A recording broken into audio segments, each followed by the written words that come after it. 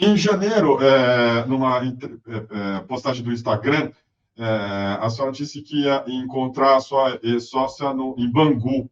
Não falei isso. Eu falei que eu ia encontrar alguém. Que ela ia para Bangu, é isso. Não, que encontrar alguém em Bangu. Não disse eu vou até usar minha bombinha de asma depois dessa pergunta para poder respirar melhor. Peraí. Então, eu queria entender melhor isso aí, porque foi assim que, né, veio à tona o caso da BIM paralela. O que você quis dizer com isso? Não, o caso da BIM paralela não veio à tona por conta do meu post. Não, é claro que não, estou falando do contexto só. Estou falando do contexto. Eu queria que você explicasse melhor. O que você quis dizer com isso, doutora? Posso não responder para não ser processada? Pode. Tá bom. Mas, tá assim, bom. basicamente, a gente teve, de fato, um rompimento gravíssimo. Por quê? Não tem absolutamente relação com a família Bolsonaro. Tá. Não tem. Tem relação com... Será que me cabe falar isso? Eu vou falar. Eu fui vítima de um crime hediondo e eu fui vítima de gaslighting por parte dessas pessoas todas. Quando eu relatei o crime do Eles te silenciaram, é isso? Não foi a família Bolsonaro que me silenciou, tá? A família Bolsonaro. Mas a tua ex-sócia. A família Bolsonaro não tem a menor ideia, eles estão lá, não tem nada a ver com isso, nada. Eu posso contar o que é a história? Saiu na mídia. Posso? Você me autoriza? A história do... Pode falar. Você acusa de ter sido estuprada, é isso? Enquanto dormia. É isso, né? Essa história. Foi isso. Ela estava no meio disso ou não? Deixa eu te dizer. Não fica parecendo uma novela, uma série? É muito louca essa história. É muito louca, entendeu? É muito. Se eu contar as coisas todas, fica parecendo que eu estou delirando mesmo. Talvez. Quem sabe, né? Mas é inacreditável. Mas se ela tem alguma coisa a ver com isso, tem alguma coisa a ver com isso. Ela que nesse momento deve estar felicíssima de finalmente eu mencionar o nome dela, porque eu me recuso, né? Porque tem nome que a gente prefere não mencionar. Mas eu fui vítima de um estupro numa viagem que eu fui para Lisboa, para... Cabe eu falar isso aqui agora? Vocês querem ver isso? Pode. Sim, eu quero saber.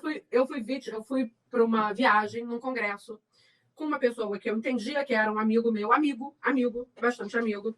Eu não costumo ser amiga de predadores sexuais, então e ele pagou a viagem para mim. Por que ele pagou a viagem para mim, embora eu tenha grande dificuldade, que eu trabalho inclusive na minha terapia para resolver, de receber presente de quem quer que seja? Porque ele teve problemas financeiros e por conta desses problemas, enquanto ele estava tendo problemas financeiros, eu indiquei alguns clientes para ele que levantaram ali o faturamento dele, alguma coisa assim. E aí eu passei por um problema. Eu passei por graves problemas de saúde. Eu tive uma Covid muito séria. Depois a minha filha teve uma Covid que não foi séria, mas com 2 sequelas que quase levaram a minha filha à morte durante 2 anos. Então, durante 2 anos, eu ia ao hospital com a minha filha de 3 a 6 vezes por semana para salvar a vida da minha filha. Ninguém sabia o que eu tinha. E até que, falando isso muito resumidamente, em março do ano de 2022, ela saiu da UTI, melhorou, saiu do risco de vida, e esse amigo perguntou se eu não gostaria de... Ele já tinha me convidado para viajar outras vezes, eu não podia nunca por conta do problema de saúde da minha filha,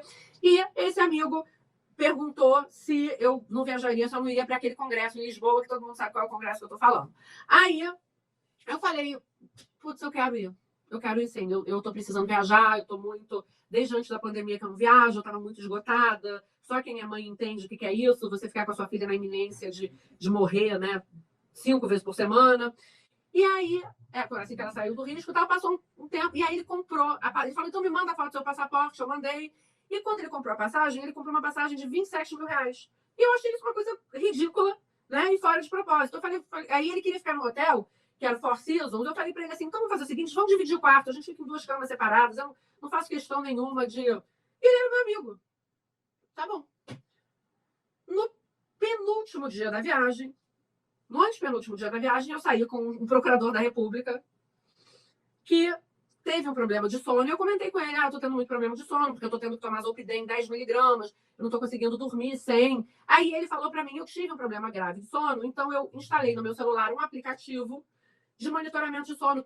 Já compra a versão premium, porque ela é muito boa, é muito barata e tal. Eu instalei o aplicativo. No último dia da viagem,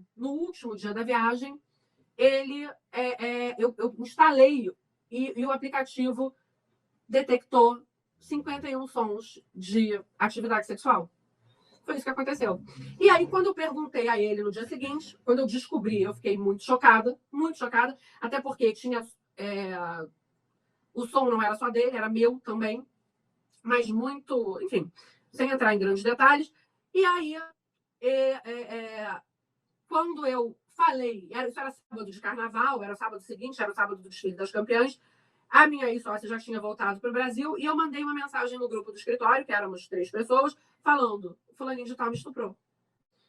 E aí, quando ela me liga, ela já começa a me demover da ideia. Nossa, você tá doida, não tem nada. E eu comecei a mandar os áudios para ela, e os áudios são muito claros, gente. Os áudios são muito tristes de serem ouvidos, sabe? Os áudios, tem áudio em que ele fala para mim, vira de costas, que é muito degradante. Tem áudio que ele fala assim, você tá bem? Eu respondo, eu tô com dor. Eu tô com cólica. É muito triste, é horrível. E aí o que eu ouvi da pessoa foi, não dá para ouvir. Não dá para ouvir. Você tá delirando. E aí, quando eu volto pro hotel, eu encontro um pijama com o material genético dele.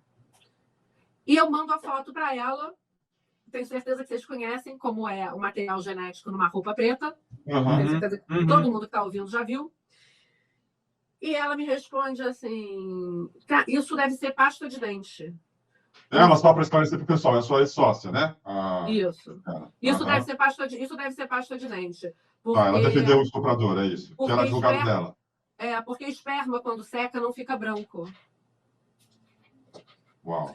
E no dia seguinte, eu fui para o escritório, ainda assim achando que eu fosse ser acolhida, porque ela é uma advogada extremamente combativa. E ela falou para mim, você está delirando?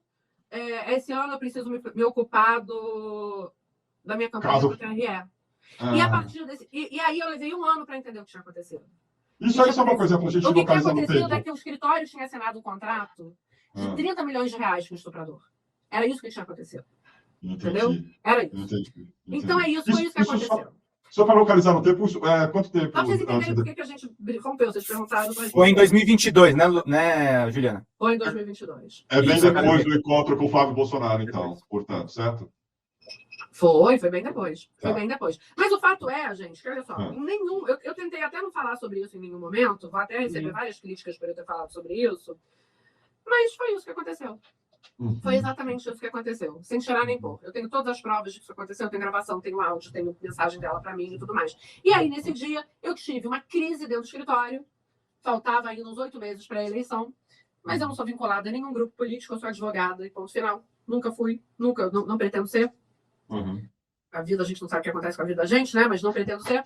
E nesse momento eu tive uma crise e comecei a gritar com ela dentro do escritório, falei coisas muito fortes, muito feias, algumas altamente reprováveis, das quais eu não tenho nenhum pingo de arrependimento, e fui embora do escritório. Ainda fui alguns dias para o escritório trabalhar, mas eu voltava do escritório e tinha que ir direto para o Copstar, porque eu vomitava o trajeto inteiro, porque eu comecei a ter sintomas de transtorno de estresse pós-traumático. Passei 2 anos deitada na cama, tentei voltar a advogar várias vezes e não consegui, porque todos os meus processos, até os processos pro bono que eu fazia, tinha a anotação de que ela ou o funcionário dela tinham ido, ela não, mas só o funcionário dela tinha ido lá ver o meu processo, todos os meus processos. Então eu tive que sair de todos os meus processos, todos, para não prejudicar cliente meu nenhum, porque eu sei exatamente como é que as coisas funcionam.